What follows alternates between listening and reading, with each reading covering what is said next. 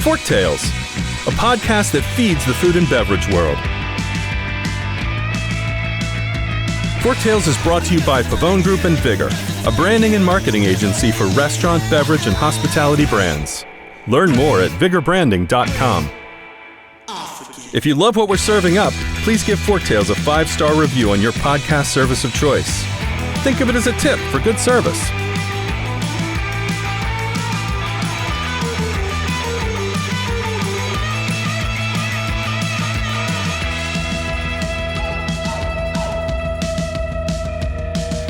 Well, hello. Today's guest is someone who knows a lot about data and loyalty programs, which are two extremely important topics for restaurants and any brand for that matter. Our guest is Emily Rugaber, and she is the VP of Marketing for Thanx with an X. So thanks for joining us, Emily.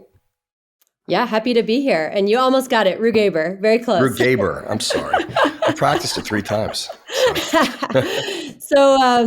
Yeah, very happy to be here. Thank you so much for having me. Thanx is a guest engagement and retention platform for restaurants.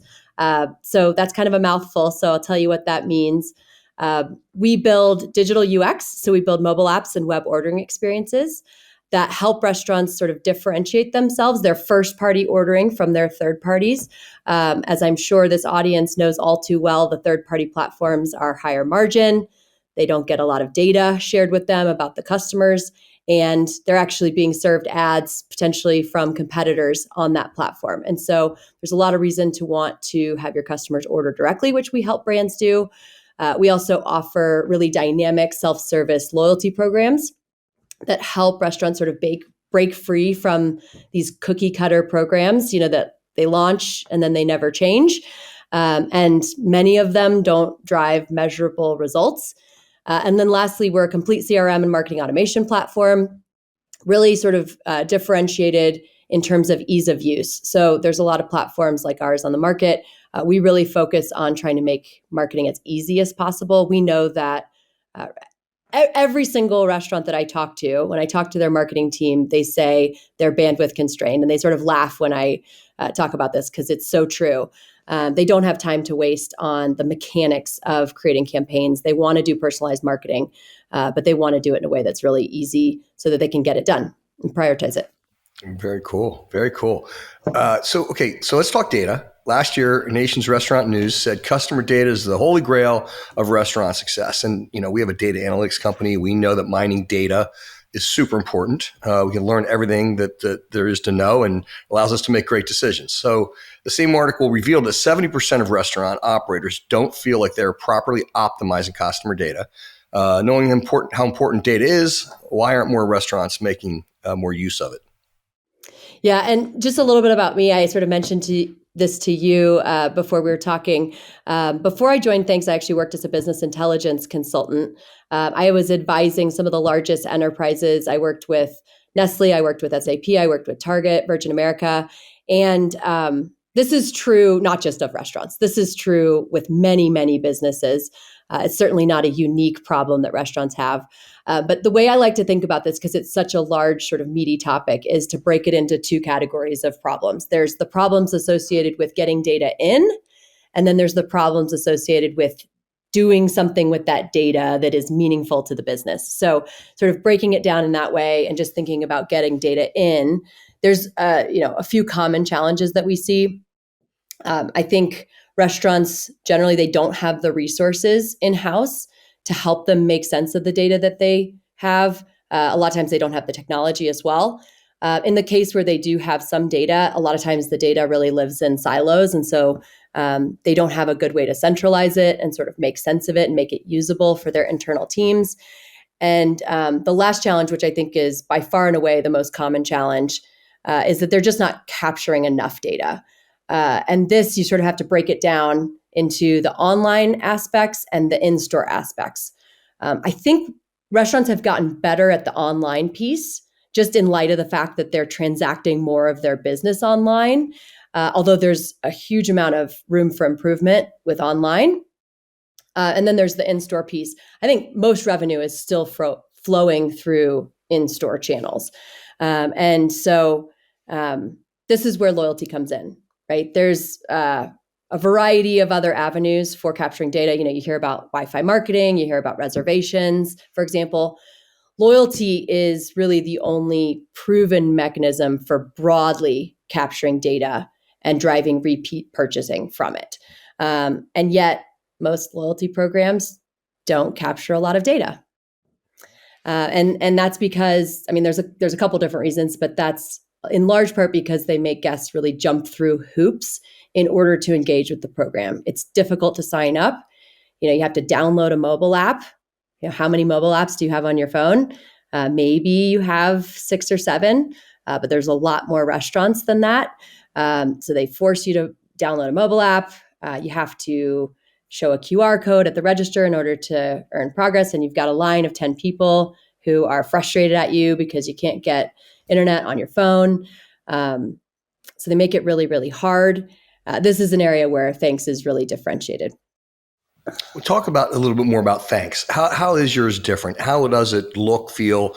How is it easier to use? So that's obviously a really big question. The way I like to think about it is there's sort of 4 different categories where we're differentiated. So like I mentioned before, loyalty tends to be pretty one size fits all. So, as a consumer going to restaurants, you obviously have engaged with the programs. There's a few really sort of, there's a few restaurants that are doing this really, really well, right? We all know the Starbucks and the Chipotles and the Domino's who are doing this really well. But for the rest of restaurants, by and large, those loyalty programs are all pretty similar. Spend X, get Y. What Thanx does differently on this dimension is we allow you to build really unique, differentiated, bespoke loyalty programs. So that means going outside the structure of like a spend X, get Y. You can do really cool things that don't rely on discounts, for example. You can offer, a special food item, maybe an LTO, some throwback from the past that worked really well. You can offer that just to your loyalty members for a short period of time. Or you can do, all day happy hour for loyalty members, or for a segment of your guests, your very best loyalty members. And so creating a program that's bespoke, that's really on brand, doesn't rely heavily on discounts is sort of the first area. I already mentioned the piece around marketing really being designed for ease of use. There's a variety of ways that we implement this, but think of lots of automation, really easy A/B testing. The interface itself is really dynamic, easy to use. It loads really quickly, all of that good stuff. And then the last piece that I would say is really important is this intersection between online ordering and loyalty. And this is not an area that most loyalty providers get right because it's really hard, right? Every single loyalty provider and every single ordering provider are going to have distinct integrations that enable distinct capabilities. And so being able to build a best-in-class integration with a variety of online ordering providers, doing it in a way that's really seamless, that's really hard to do. That's something that Thanx does really well. I'll give you an example of that. We have automated campaigns that you can turn on basically with a switch of a button after you've designed an email, which automates the process of incentivizing somebody to come back to an abandoned cart. So you're about to order lunch, you realize you're late for your meeting, you put the salad in your basket, you've got everything ready to go, but you realize you have to go. And so you leave that cart abandoned. The next day you get an email that says, hey, why don't you come back, pick up where you left off, here's $1 off to do so. That can be completely automated, no additional effort after the initial setup through Thanx and through our partnerships with best-in-class ordering providers. Yeah, because to your point, like a lot of loyalty programs are punch cards and stuff. I still do one for my dog food. You go in and punch it, and after 9 bags, I get a 10th bag free. And you're creating more of a more engagement and almost like a VIP thing, right? You're treating people special by doing business with you, being loyal. There's hidden menu things, like you said, offers, things like that, and that probably creates additional engagement, I imagine, right? And probably gets repeat visits and everything else. How successful has that been? Is that do you have any kind of information around that? Yeah, so there's sort of two ways to think about that. One is the success of the revenue that it drives, and the other is the cost savings. And I think on both dimensions, we're seeing that they perform much better than the alternative, sort of more rote programs. So, and of course, like that's a broad statement. That's not always true. You have to test these things. You have to see what works, which is something that we offer as well. But generally speaking, we see about 4 times better redemption rates on targeted non-discount rewards. So that's the first piece. It's kind of like when you go get on an airplane, right? Or like when you're actually, before you even get on the airplane, when you're buying your ticket, maybe you go to Kayak and maybe you look for the best price. And, maybe you find a flight, but there's certain airlines you're not going to go on. And there may even be that one airline that does cost a bit more, but you go for it anyway because there's a chance you might get upgraded, or there's a chance that you're going to get better treatment from the staff because you've got that status that you've earned. And so access to Wi-Fi, these things that aren't necessarily direct to your bottom line, but do make you feel this element of having status, exclusivity, et cetera. So that's one dimension. The other dimension is the cost savings. We see that not only do the non-discount rewards work better, but they obviously also cost less. Now, some of these things have operational costs. I'm not saying that that's not the case, but a common idea that I tell restaurants all the time is take an existing menu hack, something you are already doing. Your regulars, they come in and they say, hey, can I get this sauce with this salad? I know it's off menu. And they'll do it for you because it's easy. Take that, put it on your menu, make it a special, members only exclusive or top tier member only exclusive, and use that as an incentive. It costs you nothing. I love it. Makes everyone feel like an insider. It makes them feel special and endears them to the brand. So What do you think is like the number one mistake that you see restaurants making when it comes to designing these loyalty programs? Yeah, that's a hard question because there's a couple of them. I think a lot of times, the first one that I'll say is I think a lot of times brands spend a lot of time upfront when they're launching their loyalty program trying to come up with the perfect idea for how the loyalty program should be structured. I've actually heard of brands hiring very expensive management consultants and paying them hundreds of thousands of dollars to help them come up with their initial program structure. And there's not necessarily anything wrong with that. It's expensive. I would suggest, unless you can really justify that and have vetted that thoroughly, just get started. Try something. Obviously, talk to your loyalty provider and they should be able to provide best practices and recommendations, but try it, get started, and then iterate on it. Once you launch the program, your customers will tell you what they like, right? You got a reward marketplace with 15 rewards in it, and you're seeing that, 3 of them are never touched. That's probably a good opportunity to reevaluate whether those rewards should be on the menu. Maybe they should be on the menu, but they need to be on the menu at a lower cost. And you can figure out based on the effective discount rate of each of your rewards, what makes the most sense and what's most cost effective. So that's the first one, is I would say, like, don't over engineer the upfront setup, but just iterate on it over time. The reality is that's really difficult to do in most loyalty platforms. And so you have to talk to an account manager. You have to do a 6-week development cycle. You have to do kind of like a transition, a full relaunch of the program. So there may be some technology barriers there, but if you can, try to think about it as like an ongoing iteration as opposed to a point in time thing that never changes. Brands on Thanx change their loyalty programs on average 9 times a year. It's fantastic. And I assume you help them navigate that.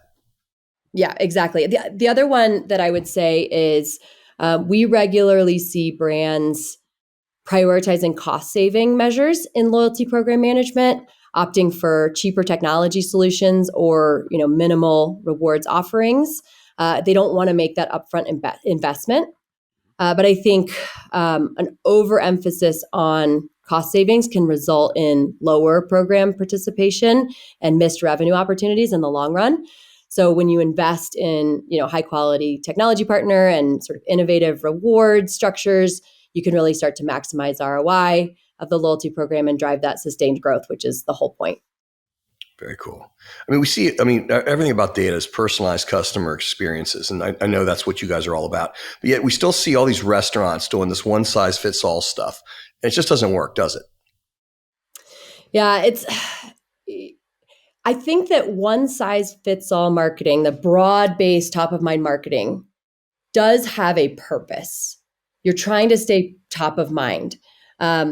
That being said, it has to be complemented by a more personalized approach for sure. I think if you look at why restaurants aren't personalizing, most of the time it's not because people think it's not important or it's not going to drive results. It's because it's actually really hard, right? If you're going to run a personalized strategy, you're probably creating 3 emails instead of 1 or 5 emails instead of 1. Somebody has to design those emails. Somebody has to determine what the strategy should be. Somebody has to determine what the incentive should be and what the messaging should be. That's real work that someone has to do. And as I mentioned before, a lot of times these restaurant teams are really, really small and they don't have a lot of bandwidth. So it has to be really easy. And I think the other challenge is maybe you put in that effort and you put in that energy and then you run the campaign and you get a result and you say, was that good? Was that bad? I don't know. Was it better than I would have gotten if I had done nothing? Is there something that I could have done that would have been even more important? And so you're left with this sort of unresolved state. And now you're thinking, was all that effort really worth it? And you just don't know. And so I think this is where multivariate testing can come in. So you can actually sort of see, okay, was free fries versus the free shake versus doing nothing at all actually worthwhile? And you just let the results of the campaign define what you do. And ideally, in the scenario where it's something that you can automate, you automate the heck out of it. So you're not forcing your team to rebuild and rebuild and rebuild. Yeah, makes total sense. So when we're talking like data's role in shaping how we use different tools, there's social media. We talked a lot about email for marketing tools. Is there one that you prefer more? Is one more effective? Pros and cons? Can you talk about that a little bit? Yeah, I mean, the devil's in the details here. I think both social media and email marketing can be effective tools for restaurants, but the effectiveness really depends on a variety of factors, such as who the audience is, what the goal is, what the content strategy is. I think the way I like to think about this and break this down, I was at a conference last year. I was at the MEG conference, the Marketing Executive Group conference, and I was sitting at a table. There were like these round tables, and I was sitting at a table talking to a bunch of restaurant marketers, just sort of listening in. It was a facilitated session by another team. And they were talking about segmentation. They're talking about the challenges that restaurant marketers face with segmentation, what they should do. And the reality was, I think everyone went around and they had like a hand raise of who here is doing any sort of segmented marketing. And I want to say, like, beyond just like the very, very basic stuff. And I want to say maybe 3 out of 10 people raised their hand. And as I was listening to some of the challenges, it really boiled down to, I just don't know where to start. Like, I think a lot of times restaurant marketers are thinking about segmentation in terms of like demographic segmentation, or maybe they're thinking like very basic, like your top spenders versus not top spenders. What I think has been helpful and what I've heard in talking with folks is really helpful is sort of this like idea of a framework for how to think about how to even approach this stuff to start. And there's a variety of ways to do this that can be done really well. But if you're trying to figure out where to get started, I like to advise thinking about it in terms of the life cycle, right? Your customers who have only made 1 purchase or maybe 2 purchases, they're very different than your customers who've come in 6 times and who have been coming in regularly once a month versus the people who haven't been in at all in the last 180 days. And so think about the customer life cycle in terms of your to be acquired customers, your to be activated customers, meaning they need to have at least made 3 purchases in a certain period of time, your engaged customers, which are the people that you want to engage and incrementally improve their behavior. They're also the ones you want to retain over time. And then there's the churned customers. And there's really no sense in spending a lot of time on customers that genuinely are not coming back to your business because they have demonstrated no frequency in the last year, for example. So if you think about it in terms of, to be acquired, activated, engaged, and churned, you can think about, okay, well, the way that you're going to talk to somebody who has only made one purchase should be very, very different than the way you're going to talk to somebody who comes in all the time. And so for the group, let's say that you want to engage, that you want to activate, think about how do you get that next incremental purchase, from 1 to 2, and how do you go from 2 to 3? And once you get over that hump of activated, we actually see on our platform, we did a study a couple years back. If you can get somebody to make a third purchase, they are actually 10 times more likely to come back than somebody who has only made one purchase. And so if you can get them to sort of start to build that habit, they can be so much more materially impactful on your business. And so just thinking about it that way and breaking it down in a way that sort of, maybe it seems a little bit simplistic, but even that can be difficult to execute on. You can think about, just for one campaign, getting somebody from from first to second purchase. Maybe you got to do a drip series of 3 outreaches. And so to me, getting back to your original question, I think social media can be excellent for acquiring new customers. You can build like lookalike campaigns based on your existing customers that are really high value. You can build that lookalike campaign and try to acquire more customers like them. I think social media can be excellent at that. Once you get into the life cycle, thinking about, well, what's their preference? Maybe they've signed up to receive SMS. You want to use SMS with that person. Maybe there's somebody who said, no, I don't want to engage on SMS. You can use email. So it really just depends. But I tend to think of social media as being a little bit more about acquisition, email marketing being a little bit more about people who have opted in and said, yes, I want to receive emails from you. Very cool. Very cool. It was funny. Last week, I was speaking to a bunch of folks, and we talk about, they asked me to speak on food trends. And we've been doing this trends presentation for 15 years. And, I looked back, and I always like to look back to see these trends that we predicted, things that we talked about. Mm-hmm. Are they relevant? How did they evolve? And in the very beginning, like 12, 13 years ago, the phones and everything were so new that it was like, well, we can tell people where your restaurant is. Like it was a big deal. Like, ooh, people can find me now. And, and that's obviously just so primitive at this point. And now it's like it slides all the way up to say like food talk and everything else. So everybody wants to see the restaurant. They want to see everything about it, the food being made, all the different things. Everything's at our fingertips. And you talk about the segmentation, which is really super smart. Going back, like the metrics have changed, right? It used to be just about getting likes or impressions.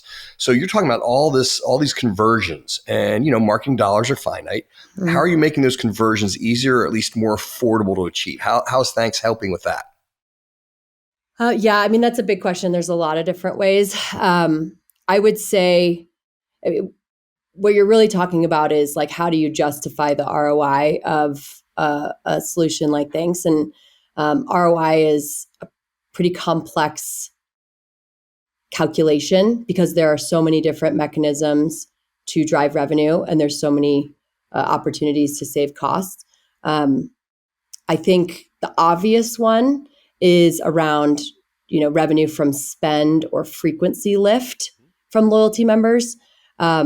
We do a really good job of getting customers to sign up for loyalty, as I mentioned. And so if you think about, there's a metric called participation rate or capture rate, which is essentially the percentage of revenue attributable to a loyalty member. And that rate tends to be in like the 5 to 10% range for most restaurants. We drive 30% in 6 months. And that is through a variety of levers, but think of, we don't require you to download an app to participate in loyalty. We do proprietary card-linked tokenization, which allows us to track purchases through credit card swipes instead of through, these jumping through hoops that I was referring to earlier. The combination of those things allow us to drive enrollment. I guess the other one is we optimize digital ordering for loyalty as well, so that everyone who places an order online is enrolled into loyalty. And those things allow us to see something like 10 to 15 times the enrollment of our competitors. And that combined with, of course, the frequency lift you're going to see with any good loyalty program that, have a bigger audience or sort of more pool of revenue that can be influenced because you have the better capture rates. And then, of course, you're going to see the frequency and spend lift on top of that. So that's like the primary one. That's kind of the obvious one. With a more modern ordering user experience, you're going to see higher order conversion rates. We see order conversion rates in like the 80 to 95% range, which is insane. You also know you're driving people online. People spend more when they're online. And so there's going to be a natural lift from just driving more people into ordering. We talked about the cost savings from moving folks over from third-party delivery over to first-party delivery. One, I can't remember if we talked about this or not, but just the cost savings from the removal of generic and unnecessary discounting. We see brands who are in like the 5% to even like the 8% discount range, which is quite a bit. A lot of our customers are in like the 1% to 2% effective discount range. So that's a huge area where you can see improved ROI, cost savings on campaigns, obviously with A/B testing, things like that. And then I think one that's a little bit tougher to measure, but is absolutely material, is just the amount of time you're saving for people who are not having to do as manual of a lift from a, marketing perspective. Yeah. Well, I loved reading about your company. I was impressed by the whole idea of trying to avoid the discounts for the loyalty all the time.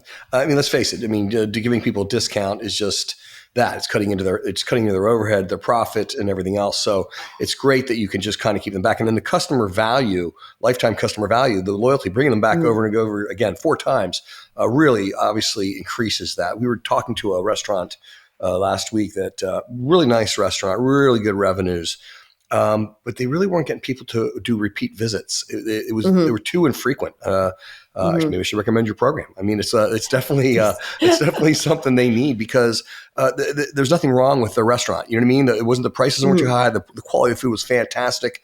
They just were not getting lots of repeat. I think there's a lot of competition in that marketplace, and maybe people are just going around. But a loyalty program, I think, would help them ensure that second, that third, and then on and on and on visits. So I think that's great.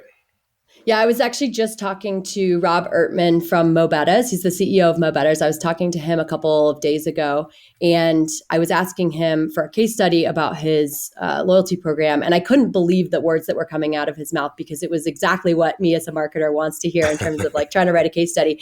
He's seen 7 straight months of positive same-store sales comps. And that is awesome. In light of the fact that they're growing super rapidly. So there's some cannibalization of existing sales that's happening. He had a 15x increase in enrollment in 1 year versus his previous program, which he had for 5 years. And they had seen almost immediately upon transitioning to Thanx and actually their online ordering provider, Olo, a 30% increase in digital sales. And this was literally like he was just telling me this stuff. And I was, of course, like furiously writing it down as quickly as I possibly could. That like you can't argue with those results. That's great. He attributes a lot of that success to the partnership with Thanx, which of course we really appreciate. But in reality, it can be hard sometimes to measure. How do you know if you're increasing customer lifetime value? How do you know if you're increasing frequency, right? Because it's heavily biased by how many new stores you're opening and how many new purchasers are in there. And so just being able to sort of relate it back to the real metrics that matter, those same store sales, comps, et cetera, that was really powerful to me. And we of course would love referral over to whoever you were speaking with, but we do genuinely believe in the power of doing loyalty correctly. That's what gets me excited, obviously, as I talk about this. I mean, you're passionate about it. It's awesome. I mean, look, let's face it. As marketers, we get blamed for everything that goes wrong. So when things finally go right, we're allowed to take some credit. I mean, we deserve some credit there. So I'd get that guy on video and use that as a case study and have it in his words. I'd be pushing that out to everybody. So you can find it on our website now, but I didn't do a video. I probably should have. Maybe that's the next thing.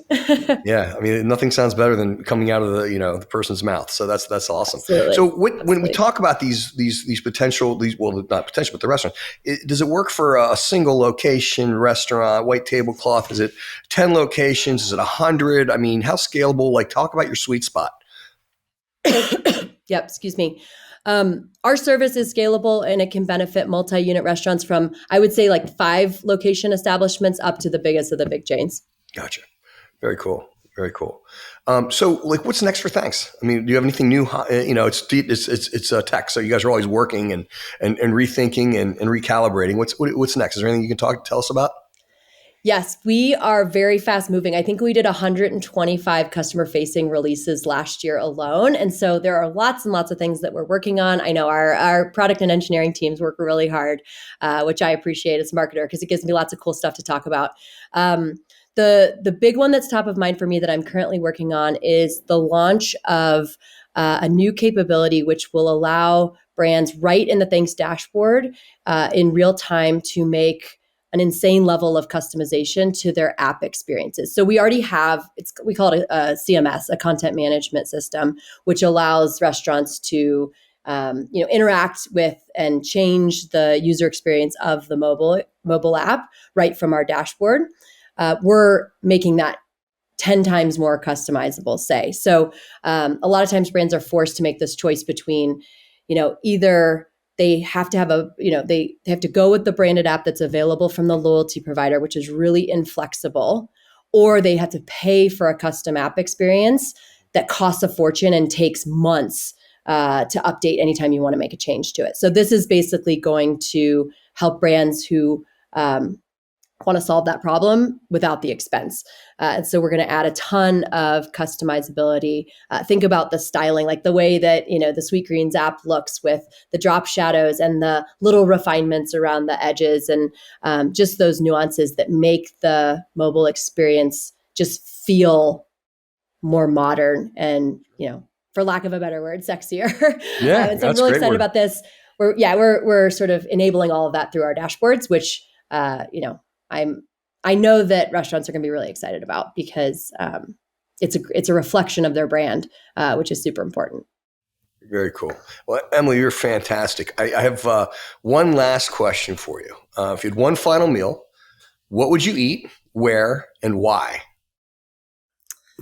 I'm terrible at questions like this. I'm sorry. I'm okay at talking about marketing and things, but terrible questions.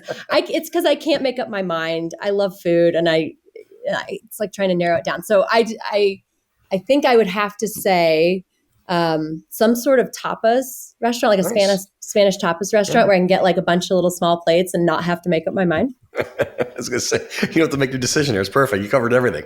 That's awesome. Well, this was great, Emily. Is there anything else you'd like to talk about? Anything else you want to cover here? I mean, this is a great overview of the company, what you're doing. It's quite impressive. And, really happy you were on the show. Yeah, thank you so much for having me. I guess the last thing I would say is if you're interested in talking about any of this stuff, I obviously love to talk about it. Happy to chat.